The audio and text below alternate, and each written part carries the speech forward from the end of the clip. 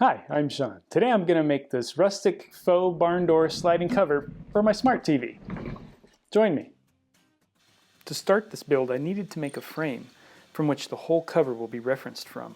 I'm making a cover for a 24-inch smart TV, so my frame is relatively small and is sized to fit the wall mount, as you'll see soon.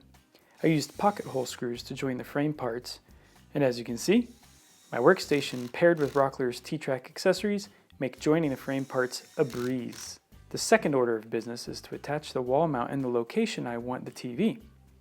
I find the stud, place the included template for the wall mount over the center of the stud, and drive a lag screw just snug enough to make any adjustments necessary.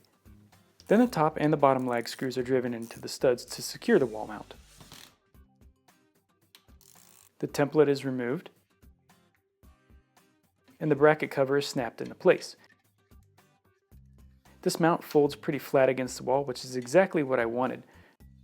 Now the frame is placed on the wall and the 4-inch screws are driven into the studs. I use 4-inch screws because there's 1 inch of covering over the studs. Add 3 1/4 inches on top of that, so there are 2 1/4 inches of thread biting into the stud. It's time to attach the smart TV. I found the plate that attaches to the TV was too big to allow for the power cord, so I had to cut a notch in the mounting plate to make it work. The TV is then attached with a couple of bolts into the arm of the wall mount. Now the fun part. I used some leftover Douglas fir from the workstation build to make the rest of the cover. I started by cutting the frame pieces to size, and then I attached one end using cut nails. I felt the cut nails added to the rustic barn door look I was going for. Not to mention, they're very strong and act like little clamps by wedging the wood into place. The other side is attached to the plywood frame using cut nails and glue. To make the whole box assembly slide to one side, I attach a pair of drawer glides on their side to the first plywood frame. The drawer members were attached to another piece of plywood, and that was repeated again with another pair of slides. This double slide mounting method allows for the cover to extend well beyond the edge of the TV. If I had a pair of 22-inch drawer glides, I may have been able to get away with a single pair though.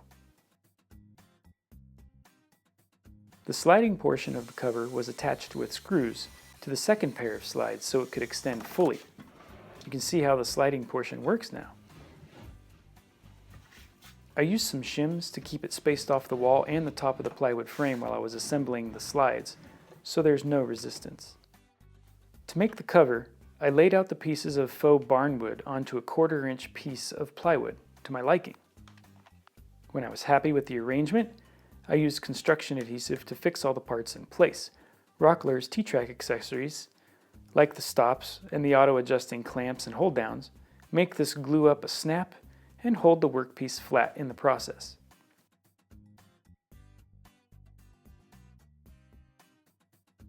I didn't want to mess with stain on this, so I decided to go back to one of my favorite methods for finishing pine and fir by using the shou method. I burn the surface with a torch, and then with a stiff brush, I clean off the excess char. This removes a lot of the milling marks and the soft spring growth, leaving a nice texture and dark surface. I cover the edges with 1/4 inch thick strips of fir using glue and pins. The excess is cut away, and I repeat the shou process. If you do this, as I am, be sure to cut one of the pieces of the edge banding narrower to allow for the cover to slide past the fixed portion of the box, as this cover overhangs all sides by 3/4 inch. To finish the sides of the box, I applied an iron acetate solution to the pine. I like how it darkens the rough portion of the fir, and because it's cheap to make and easy to clean up. The cover is attached with cut nails, and it looks great. With the added weight of the cover in place, the sliding portion started to sag when fully extended, so I added a couple of bearings to reference off the wall when the cover is closed. Now the whole thing slides easy, and the bearings keep it spaced properly. A cord cover hides most of the cord and blends in with the white wall.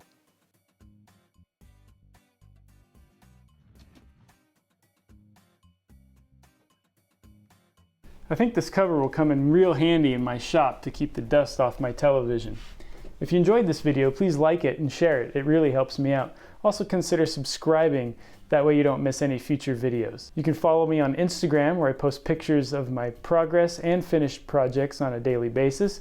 And you can check out my website, where you'll find detailed plans and articles. I'll also have a link to other reclaimed wood projects right here. Thanks for watching. I'm Sean. I'll see you next time.